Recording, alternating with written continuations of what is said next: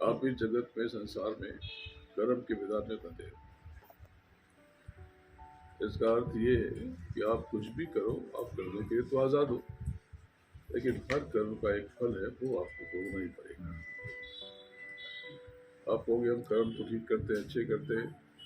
हम सब काया से अच्छे कर्म करते हैं, लेकिन कर्म और दो प्रकार से होते हैं, मानसिक और वाचिक। वचन से और विचारों से। हमारे मन मस्तिष्क में कई बार उल्टे पुल्टे विचार आ जाते हैं। कई बार हम क्रोध में, भावावेश में कुछ कह बैठते हैं। ये सब कर्म आपको भोगना है। अगर अपने कर्म पर हमारा बारीक सूक्ष्म विश्लेषण हो जाए, बारीक नियंत्रण हो जाए, तो ये जीवन अपार आनंद से परिपूर्ण हो सकता है। देखो, अगर कोई भगवान है, प्रभु है, कोई तीर्थंकर, तो उसको जीते जी पाया जा सकता है, और उनको पाने का रास्ता तो मानव तन से ही जाता है। आप सबके भीतर दिव्य दृष्टि है, ज्ञान चक्षु है, थर्ड आई है, शिव नेत्र है, आप सबके भीतर। आपको पता नहीं है, आप जानते नहीं। जैसे एक व्यक्ति को तैरना आता है और एक को नहीं आता, तो जिसको नहीं आता क्यों नहीं आता? उसको किसी ने सिखाया नहीं, वो नहीं जानता कि वो तैर सकता है। लेकिन एक को गुरु मिल गया, तो उसने पानी में डाल दिया और कहा कि ऐसे हाथ पैर मारो, और वो तैरने लगा।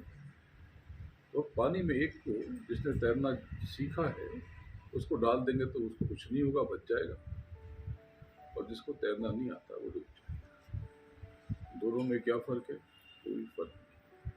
बस एक को गुरु मिला और उसने सिखा दिया, एक को नहीं मिला तो उसको तैरना नहीं आता। अगर आप तैर सकते हैं तो आप उड़ भी सकते हो, लेकिन आपको कोई ऐसा गुरु नहीं मिला जो आपको उड़ना सिखा दे। हमारे यहाँ ऋषि मुनि, योगी, योगेश्वर, ये सब जाने क्या क्या कर सकते हैं। ये मानव तन में अपार संभावना है। अगर जीते जी प्रभु की प्राप्ति नहीं हुई, उसकी प्राप्ति नहीं हुई, उसका बोध नहीं हुआ, तो मरने के बाद कुछ भी नहीं मिलेगा। हम ये समझते हैं कि भगवान अगर कोई है तो मरने के बाद मिलता है, मरने के बाद कुछ नहीं मिलेगा। मरने के बाद कर्मानुसार केवल कर्म का भोग।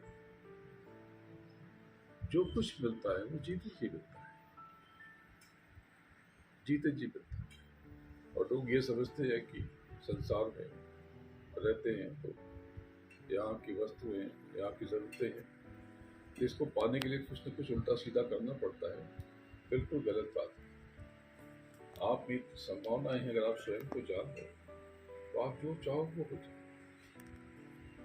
आप जो चाहो वो हो जाए। बाकी चीजों की सीमा है।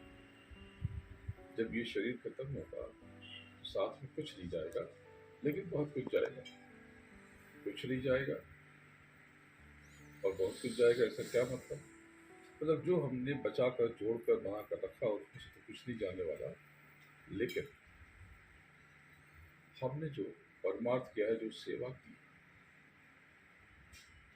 ये सब जमा हो गया। तभी तो कोई महल में पैदा होता है और कोई झोपड़े में पैदा होता है। तो झोपड़े में पैदा हुआ उस बच्चे ने पैदा होते ही ऐसा कौन सा गलत कर्म कर दिया? नहीं, ये जन्म का फल नहीं, ये फल तो पिछले अनंत जन्म का है। और जो महल में पैदा हुआ उसने कौन सा अच्छा पुण्य कर दिया जी पैदा हो गया? ये सारे पिछले कर्म है, पिछले पुण्य है। हर कर्म का एक फल है, इसको भुगतना पड़ेगा। तो अपने कर्मों को लेकर सजग रहो। अब जिनको तीर्थंकर कहते हैं, किन्हीं को ईश्वर कहते हैं, तो जहाँ बैठे हैं वो पूरी अकल है। उसी को अलग अलग रंगों में अलग अलग नाम, उनका रूप स्वरूप ऐसा है कि आप देख के हैरान हो। वो लोग ऐसा मंत्रा बोलते हैं जैसे हजारों कमलदान, ऐसी आभा, ऐसा प्रकाश, ऐसा दिव्य प्रकाश कि आप कल्पना से परे। और दो तरह की शब्दों की धार में इतना आनंद है, इतना आनंद कि उसकी व्याख्या नहीं किया सकती। दो शब्दों की धार, एक धार जैसे कोई इस दिशा से उस दिशा तक बहती हुई पूछती और दूसरी जैसे कोई उठ रही हो, जैसे कोई शब्द की आवाज बड़ी अनोखी, बड़ी दिल, परंतु जितने कमल है सब में से अपार प्रकाश ऊपर की तरफ बह रहा, ऊपर की तरफ बह रहा, ऐसी दिव्य आभा जिसका कोई, जिसका कोई बखान नहीं हो सकता। सुनहरे बस ये जो प्रकाश है जो ऊपर की तरफ बह रहा, वो भी इसी को खुदा का नूर कहते हैं, वो भी इसी को खुदा का नूर कहते हैं। तो नहीं पता हिंदू को शेष नाग कहते हैं। इसी पर ये जो प्रकाश प्रकट हो रहा उनके लोक से, उसी पर ये पूरा नृत्य लोक मंडल, पूरी कायनात, वो जो संसार है सुख संसार है, सुख की जगह है। ये नौ तत्वों का संसार है, शब्द स्पर्श रूप रस और चार अंतःकरण का ये संसार, जिसमें सबसे ऊपर पूरी पद पर, उच्च शिखर पर, शून्य शिखर पर, जिनको तीर्थंकर कहते हैं, वो विराजमान, वो ईश्वर, वो महाचेतना, जिनको अलग अलग पद में अलग अलग नाम से पुकारा, लेकिन वो एक ही प्रकट है। वो महाचेतना, वो परम सत्ता, एवं ज्योत की स्वरूप। अब जीते जी उनका दर्शन जिन्होंने पाया, जीते जी पाया। बात ऐसी है कि बड़ा अच्छा योग से योग कर गया, आप सब के भीतर बैठे प्रभु सुरक्षा में गए, बहुत आभार है। कभी अवसर मिला आपको बहुत सा वेद बताऊं, बहुत सी बात बताऊं, लेकिन एक बात समझिए कि दुनिया के वैभव के लिए इसके पीछे भागने की जरूरत नहीं। अपने कर्मों को लेकर सजग रहो, सतर्क रहो, सावधान रहो, और कुछ युक्ति बता दो। दुनिया की चीजें तो आपके शरण में, लेकिन ये आपका है, लेकिन आपका नहीं है, आपके लिए है।